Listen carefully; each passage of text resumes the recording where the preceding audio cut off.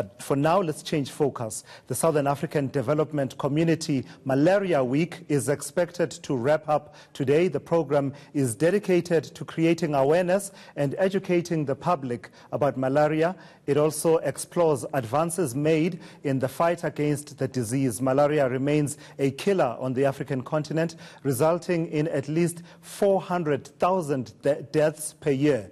Despite recent progress, the disease continues to have a devastating impact on the continent. To shed more light on this, we are joined in studio by Sherwin Charles, who's the CEO of Goodbye Malaria. Thank you so much for coming through and for your patience. I mean, we were working through a number of breaking stories while you were waiting. I like the name of your organization, Goodbye Malaria.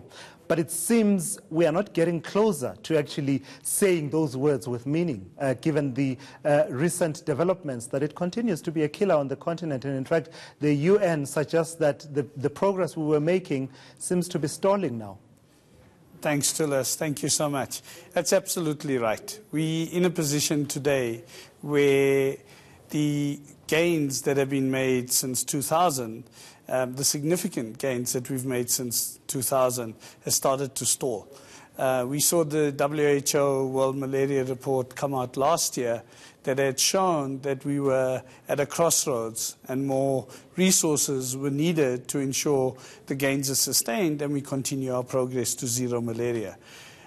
We expect the new report to be released on the 19th of November. It will be released in Mozambique at a rollback malaria function where we expect to hear the same news for the 2017 results. So we expect a further confirmation of the stagnation in malaria. That's a little bit sad because we certainly have the tools to ensure we have continued progress, and it requires just a determination, especially from sub-Saharan Africa. We're talking here some 200 million clinical cases of malaria, and in the last report there were 5 million new cases more than there were in the previous report. That this is now 2016 compared to 2015. Why are we not using the tools that you say we do have to actually continue with the progress that we have started making? I think it's a question of resources. At the end of the day, it's the resources that are available in country. One of our biggest challenges is the increase in domestic resources.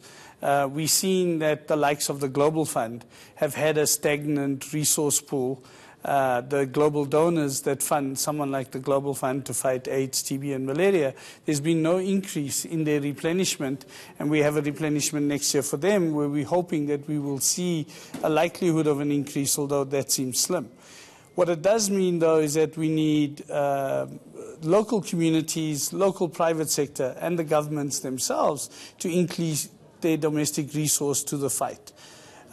We do have the tools. We also have new technologies, innovations. We've got new insecticides that have been released that are very, very effective, and we've seen a great impact using it in southern Mozambique, where Goodbye Malaria covers South Africa, Swaziland, and southern Mozambique. In fact, that's where I want us to go, because we can sit here and sort of bemoan, how the progress has stalled until, end of day. But the other alternative is to actually highlight the work that is actually going on. I understand there's a bit of work being done on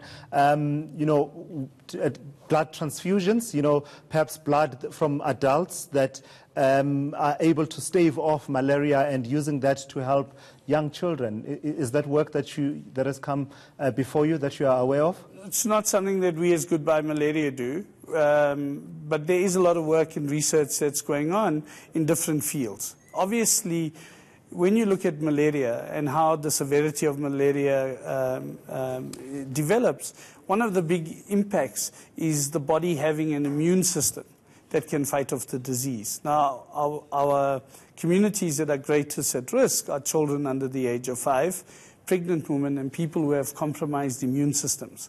So they don't have the ability at that point in time to fight off the disease. And what you find is the disease escalates to a severe form quite quickly.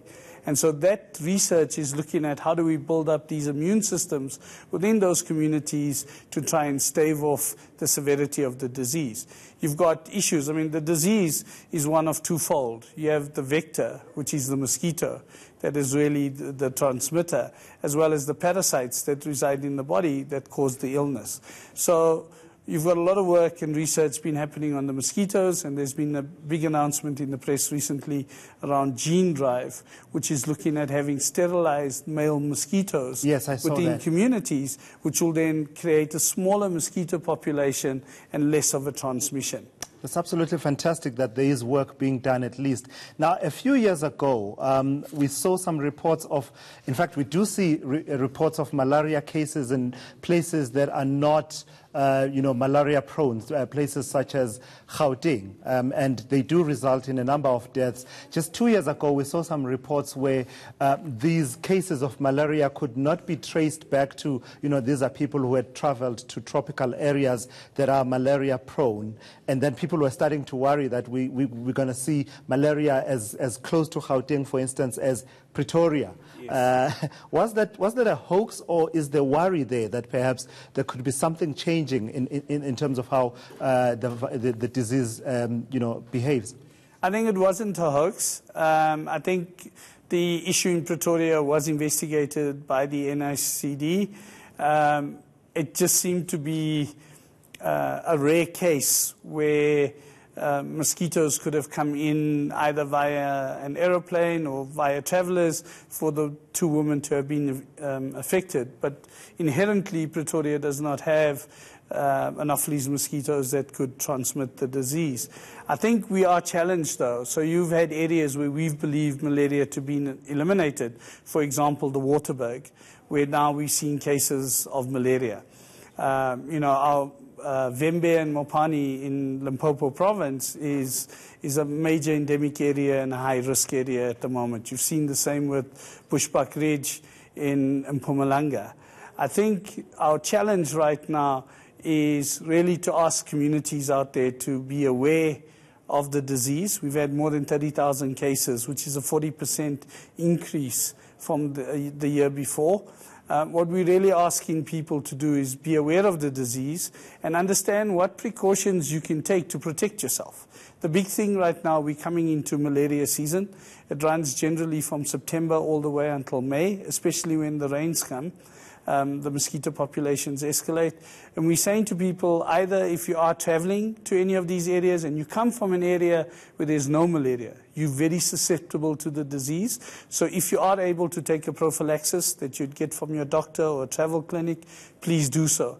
I think the practical issues, use mosquito repellents. They work. Especially the ones that have DEET in it, DEET in them. Also understand that the mosquitoes that generally transmit the disease do so from dusk to dawn.